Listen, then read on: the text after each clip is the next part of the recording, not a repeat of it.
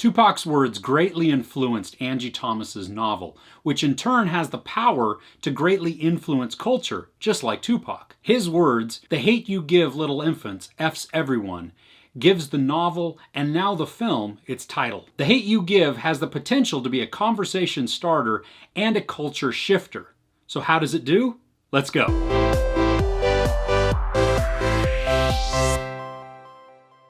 The story surrounds Starr, a young black girl, and the tragedy around her friend. Now, because of this tragedy, she has to decide whether she's going to speak up or stay quiet. Starr lives in two different worlds. One is a predominantly black neighborhood. That's where her home is located. That's where her friends, that's where her family is. That's also where her father's store is. And so she grows up a lot of the time in that. But her other world is her school. Her parents ship her off to a different school outside of their predominantly black neighborhood so that she can get a better education. That school is predominantly white, and most of the kids there try and act like thugs that they've seen on TV or in movies. Amandla Stenberg is Starr, and we've seen her as Rue in The Hunger Games, and even more recently in The Darkest Minds. Her performance is great as Starr. She is very believable, very likable, and just you get this authentic feel from her as a teenager torn between two worlds. Russell Hornsby is Maverick, who is Starr's father. And he is strong but vulnerable, and I absolutely love the way that he conveys wisdom and truth and strength to his kids. There is a very powerful scene between Maverick and the police, and his performance and reaction is so authentic and heart-wrenching. Regina Hall is Starr's mom, and she is tough and lovable and enjoyable whenever she's on screen. We have Common, who plays Starr's uncle, and he happens to be a police officer. And so you get some very real and poignant moments between Starr and her uncle following the tragedy, and their conversations are just so good. And you just see Starr hold her own as a teenager against this police officer, but you also see the vulnerability because it's a relative. Anthony Mackie plays King, and he is the leader of the local gang.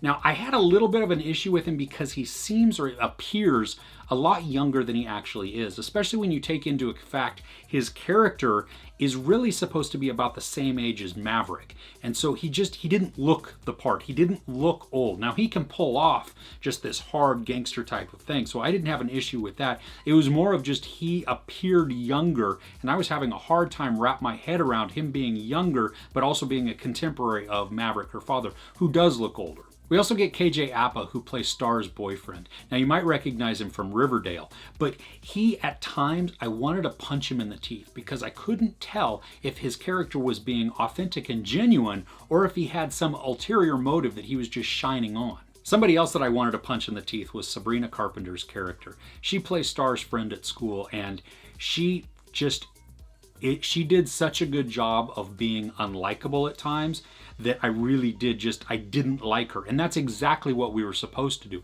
As an audience, we don't like her at all at certain points, and so she played it really well and convincing. The story does have a few pacing issues here and there, but overall, I think you can get past that because the story itself is engaging and you want to see more. It is very powerful, and I think it will be a good conversation starter and discussion because really, if you look at today's social climate, it's needed, and it's already top of mind. These race relations and the way that black people are being treated, and really, I mean, Tupac's words come into play. The hate that we give all of these kids when they finally rise up, well, what the heck? Of course it's going to bite us in the butt. Why wouldn't it? They have nothing that they can do with their anger from being suppressed or oppressed and just beaten down. The film does have the ability to change culture like Tupac's words. Now, whether or not it actually does, that remains to be seen. But I do think that The Hate You Give shouldn't be missed because of its potential to address our social climate. Now, I didn't read the novel, so I can't compare the film to the written word. But overall, the film was really good. It was engaging, it held my interest, and it kept me wanting to see more, especially of Starr and Maverick, because I loved their relationship together, and I loved his wisdom and his strength, and just you get a glimpse into what he's lived with and what he's grown up with and how it has shaped him, and now how he is passing that on to his children in order for them to survive in the climate. The message of the film didn't seem heavy-handed, and it was really portrayed in a good way, and I think it was really well balanced also. Now, I may not like all of the characters, and I may not like some of the avenues that they take to deliver their message, but it is effective, and I've got to at least stand up and recognize that, hey, you know what, this is really going on. These things in our social climate are happening, and it is time that somebody takes a stand. And I hope that this novel and now the film is actually going to empower some of that and begin some of the change. There's no sex or nudity, there is plenty of profanity and some violence. I give The Hate U Give 4.5 out of 5 couches. I would love to know what a recent social commentary is that you could recommend to me. Let me know in the comments below. If you enjoyed this review, please give it a like. Also, don't forget to share, subscribe, and tap that little notification bell, because that will let you know when I upload new content. I'm Chris, this is Movies and Munchies. Thanks for couching with me.